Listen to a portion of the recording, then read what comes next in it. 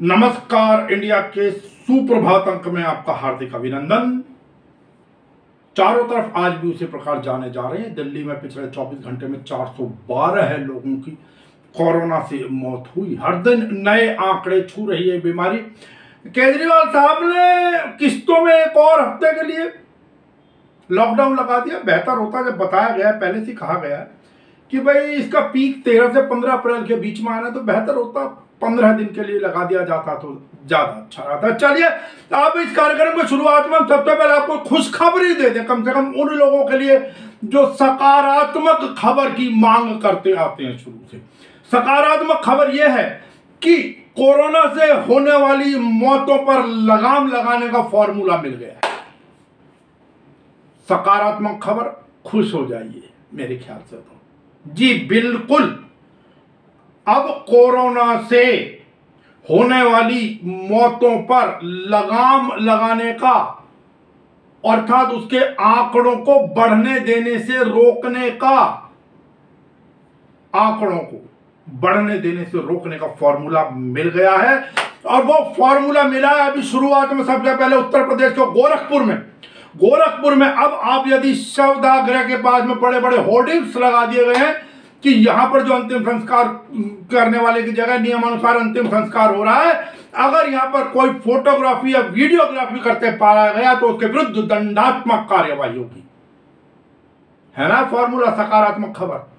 अर्थात अब आप ये ना बताएं, सरकार ने अगर कहा पूरे दिन में 5 ही लोग मरे और अगर अकेले एक शमशान घाट में 15 लाशें जल रही हैं, तो आप वीडियोग्राफी फोटोग्राफी के जरिए तो जानकारी बाहर आ जाएगी। इसलिए इसको दंडात्मक कार्यवाही होगी उनके। अगर जैसे पहले कहा गया था कि अगर आप ऑक्सीजन की खबर दिखाएंगे तो आपकी संपत्ति जब्त कर ली जाएगी। और गौर कीजिएगा, आप ही के प्रवक्ता नवीन चावला का एक वीडियो आज के समय में बड़ा प्रचलन में, हम शाम के प्रोग्राम में उस वीडियो को आपको दिखाएंगे। आप ही के प्रवक्ता हैं, जोर शोर से आपका पक्ष रखते हैं, पूर्व पत्रकार भी हैं, लेकिन किस प्रकार इस समय हताश है। आप ही के मंत्री और आप ही के विधायक लोग इस समय परेशान हैं। उत्तर प्रदेश में कई जगह कौशल किशोर आदि की खबरें आपको मालूम ही होंगी। तो अब क्योंकि जब आप वीडियोग्राफी करेंगे नहीं, फोटोग्राफी करेंगे नहीं, आपके विरुद्ध दंडात्मक कार्रवाई हो सकती है, आंकड़े बाहर आएंगे नहीं, तो सीधी सी बात यह है कि जो भी संख्या आनी थी उनकी, आंकड़ा आना था ना, क्योंकि आप तो आंकड़े बढ़ जा रहे हैं। किसी की मौत से आपको क्या लेना देना, किसी का घर लुटता बर्बाद होता हो जाए, आपको तो आंकड़ों से अर्थ है, आंकड़ों पर कंट्रोल। ठीक है, सकारात्मक खबर आप लोगों के लिए, कम से कम खुशखबरी की बात है। मैं एक चर्चा और करता चलूं, देखिए किस प्रकार के हाल हो गए। आपको मालूम ही होगा कि अपने क्या नाम है, रविंद्र जायसवाल जी, उनकी खबर तो आपने सुनी ही होगी ना इस समय पे बुरी तरीके कि अब क्योंकि वो तो विधाता ही कहलाएंगे एक तरीके से। 1 मई से टीके का उद्घाटन होना था, जो 18+ लोगों को टीका लगना था, वहां जाना था। मंत्री महोदय आए स्टाइल में, कई घंटों लेटे, और एक व्यक्ति ने यदि प्रश्न कर दिया तो उस प्रश्न के विरुद्ध किस प्रकार मारने दौड़े उस व्यक्ति को, ये भी आप देखते चले साथ साथ। ये है, मारिए, डराइए, कानून का डर दिखाइए किसी भी प्रकार। अर्थात क्योंकि आपकी नजरों में मरने वाला व्यक्ति मात्र एक आंकड़ा है, वो एक जीव, एक प्राणी, एक इंसान नहीं है आपकी नजरों में साहब। तो खैर, इससे भी आगे देखिए किस प्रकार 2 बच्चियां, एक और वीडियो आ रही है, 2 बच्चियां अपनी मां को, ये भी उत्तर प्रदेश की है, अपनी मां को जब उनको प्राणवायु नहीं मिल पा रही थी, ऑक्सीजन नहीं मिल पा रही थी, तो अपनी मां को वो किस प्रकार वो क्या नाम है, मुंह से ऑक्सीजन देने का प्रयास कर रही है। ये उत्तर प्रदेश के बहराइच की तस्वीर है साहब। अनेकों चीजें हैं साहब, अनेकों चीजें। अब दिक्कत होती है ना कि अब देखिए क्या क्या हाल है। आप इनसे पूछिए, जैसा आपको मालूम है बत्रा हॉस्पिटल के अंदर 12 लोग मर गए, उनमें एक डॉक्टर भी मर गए ऑक्सीजन की कमी के कारण। अब दिक्कत यह है कि केंद्र सरकार कोर्ट के अंदर लिख कर देती है कि हम 10,000 मीट्रिक टन का उत्पादन कर रहे हैं, जबकि देश में मात्र मांग जो है वो 7,500 मीट्रिक टन की, अर्थात उससे कहीं ज्यादा।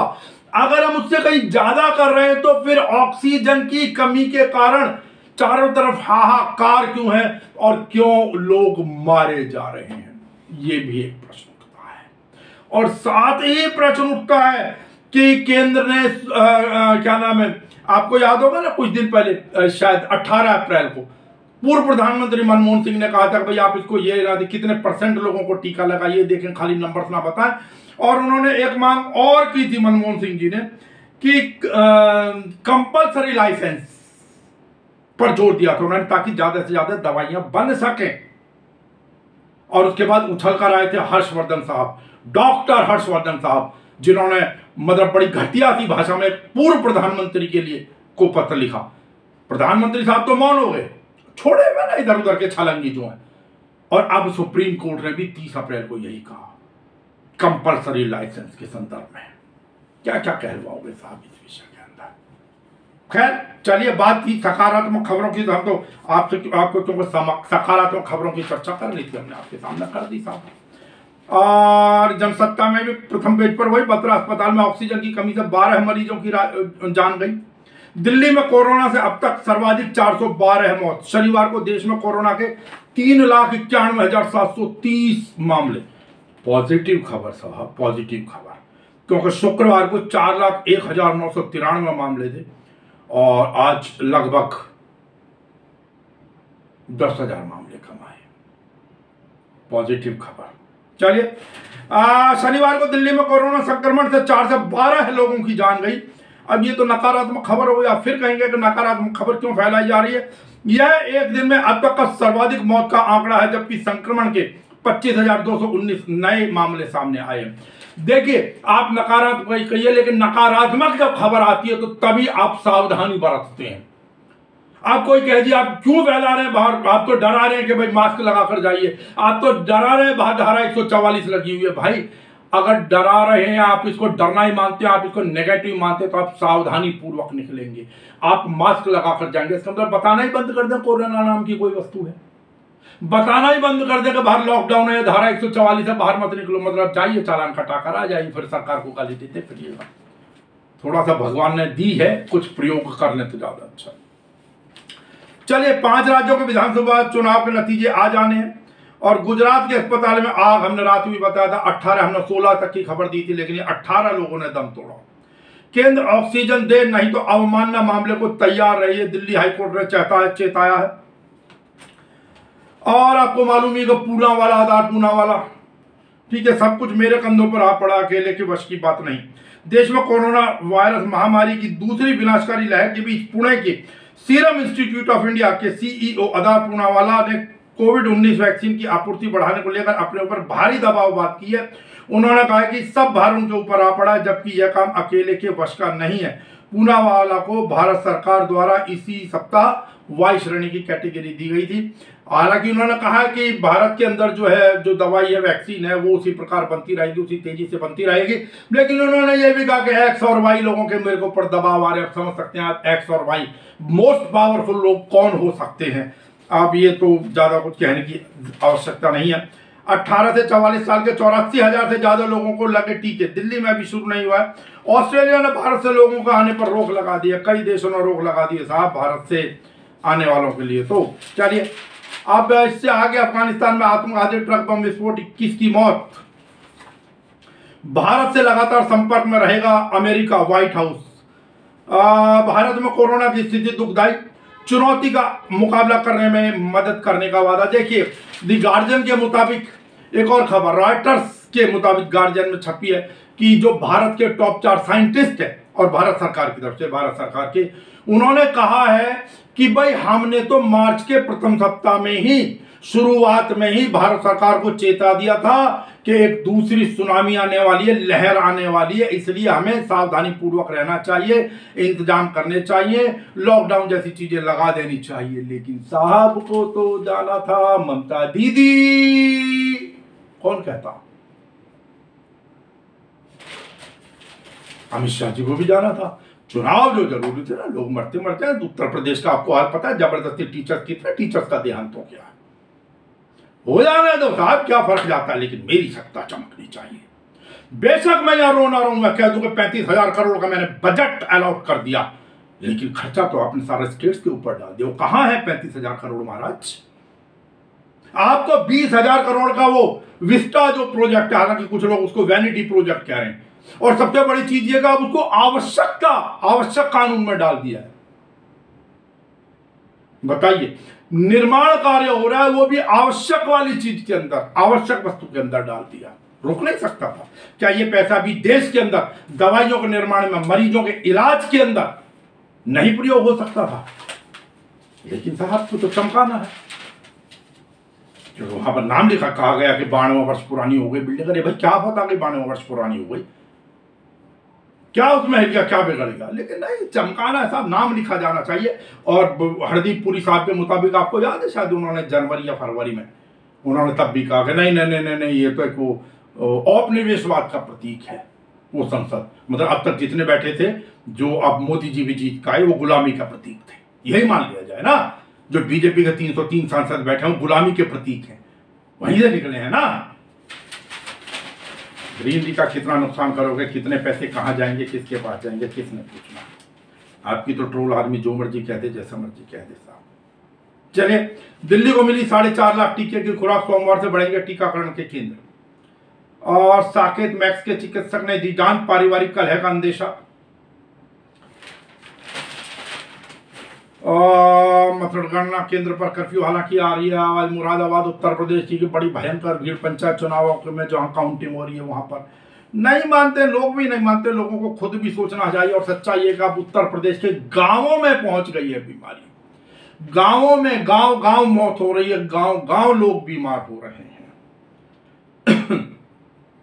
रेमडेसिविर दवा के इस्तेमाल का रोजाना ब्यौरा देंगे सभी अस्पताल। हम भी प्रारंभ कर रहे हैं, क्योंकि अब केंद्र सरकार तो पीछे हट गई। और रामदेव की दवा बिगवानी थी, उसके दो केंद्रीय मंत्री बैठ गए, और अब कहां है? क्यों उस पद्धति को प्रमोट नहीं किया जा रहा है, समझ नहीं आ रहा। आयुष मंत्रालय आपने बिठा दिया, लेकिन आयुष मंत्रालय कर क्या रहा है? कोरोना के संदर्भ में आयुष मंत्रालय क्या प्रचार प्रसार किया, कौन सी दवाई लॉन्च की, किस दवाई पर रिसर्च की, यह भी तो बताया जाए। या हमारे टैक्स का पैसा सिर्फ और सिर्फ उड़ाने के लिए है बेवजह? नमस्कार इंडिया अब आपके सामने छोटे छोटे 1-2 मिनट के वीडियो लाएगा विभिन्न क्षेत्रों को, मतलब विभिन्न जो वैद्य हैं, आयुर्वेद से संबंधित लोग हैं, जो योग से संबंधित लोग हैं, उनके क्या विचार हैं, वो क्या जानकारी देते हैं, उसके लिए उसके से संबंधित आपको बातचीत सुनवाएगा और दिखाएगा। 2 पहिया पर लंगर चला, जरूरतमंदों का भर रहे हैं पेट। अब क्या करें साहब, जब सरकारी व्यवस्थाएं फेल हो तो प्राइवेट लोग ही आगे आते हैं। रूस से स्पुतनिक टीके की पहली खेप मिली। मध्य प्रदेश में कोवैक्सीन से भरी गाड़ी लावारिस हालत में मिली है, बताइए।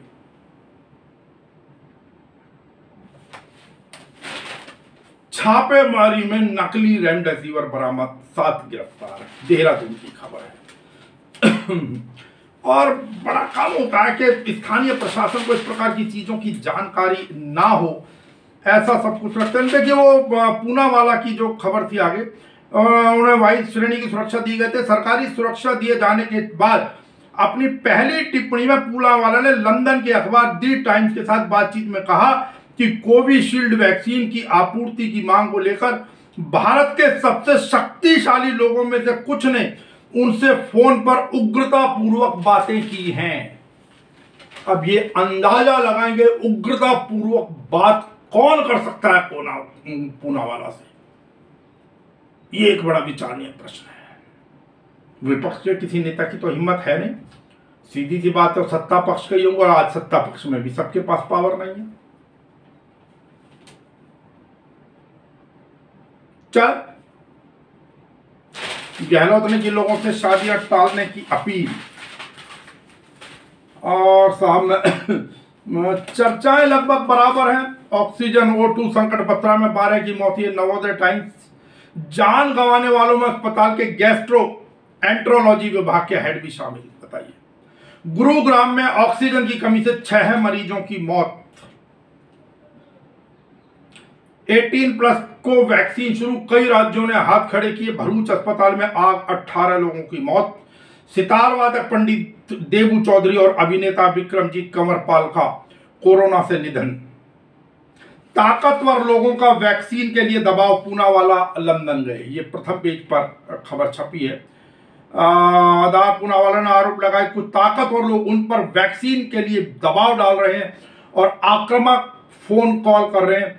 सब भार उनके सर पर पड़ रहा है, जबकि वह काम अकेले के वश का नहीं है। पूनावाला को भारत सरकार द्वारा इसी सप्ताह 22 श्रेणी की सुरक्षा दी गई।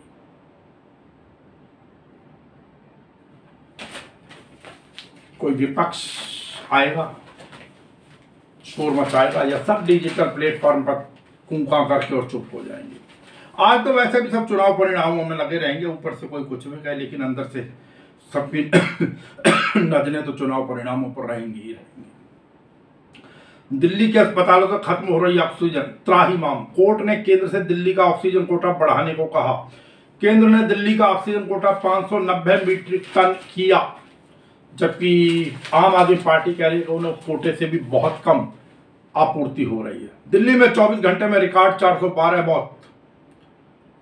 पूर्व सांसद शहाबुद्दीन की कोरोना से मौत। बंद रहेंगे दिल्ली के थोक व्यापार, मरीजों की रोजाना भर्ती छुट्टी पर सूचना दी अस्पताल, कोर्ट की तरफ से कहा गया है। वैक्सीन ब्रह्मास्त्र, शरीर में रक्षक सेना तैयार करती है वैक्सीन, कुछ निश्चित नहीं, टीका लगवाकर रहें तैयार। दूरी 4 किलोमीटर, किराया वसूला 10,000। देखिए फिर वही बात, ये तो मेरे हिंदुस्तान के ईमानदार लोग हैं। हमने कल भी चर्चा की थी, पहले भी चर्चा की थी, नन्हे दूध मुहे बच्चे से लेकर बड़े तक दूध का प्रयोग करते हैं किसी ना किसी रूप में, उसमें मिलावट, सब्जियों में जहरीले इंजेक्शन, और ये दवाइयों का, नकली दवाइयों को कारोबार। आप स्वयं सोचो, जिन लोगों को नकली दवाई लगी होगी वो ऑक्सीजन, इंजेक्शन, दवाएं, अन्य उपकरणों की ज्यादा कीमत लेने वालों की करें शिकायत। करते रहिए साहब शिकायत। अफगानिस्तान के रिटायर्ड मेजर जनरल की कोरोना से मौत, और यहां पर भी दिल्ली पुलिस ने उनका अंतिम संस्कार किया। और डॉक्टर ने पत्नी को वीडियो भेजा, फिर फांसी लगाकर दे दी जानी। यार ये सुसाइड वालों को किसी तरह रुकवाएं, ये बहुत गलत चीज है, बहुत गलत संदेश जाता है। समझ नहीं आता लोग क्यों ऐसा। हिमाचल और उत्तराखंड में बर्फबारी और साहब भारत के हालात से दुनिया स्तब्ध, ये राहुल गांधी ने कहा है। शनिवार को कोरोना वायरस संक्रमण के 4 लाख से अधिक मामले सामने आने के बाद कांग्रेस नेता राहुल गांधी ने कहा कि यहां की स्थिति से पूरी दुनिया चिंतित है। साथ ही उन्होंने कहा कि जब दूसरी लहर जारी थी तो प्रधानमंत्री नरेंद्र मोदी ने कोविड-19 के खिलाफ जंग जीतने का पहले श्रेय ले लिया और अब वह गेंद राज्यों के पाले में डाल रहे हैं। गांधी ने कहा, आत्मनिर्भर बनाने का उद्देश्य है, कोई आपकी सहायता के लिए नहीं आएगा, प्रधानमंत्री भी नहीं।